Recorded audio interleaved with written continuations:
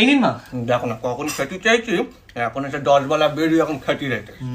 খেতে ভালো হয়েছে কিন্তু, তাই না? খেতে তো ভালো লাগবে, দেখো কোথায় এসে পড়েছ আর কোথায় ছেলে। বাপের ঘরে তো খেতে বেটা না, এখানে এসে তো খেতে শিখলে। হ্যাঁ মা, একদম এই বাড়িতে এসেই তো শিখলাম আপনাদের দেখে যে কি করে হাবাদের মতো গিলতে হয়।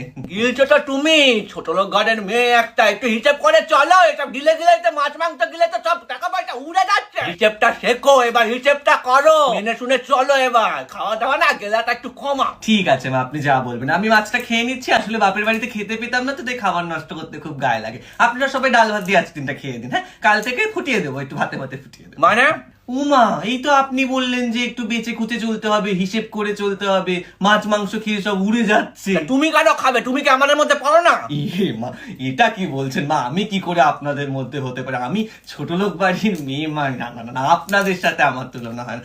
ঠিক আছে, আমি যা মাছ মাংস ফ্রিজে রাখা আছে আমি সব এর মধ্যে খেয়ে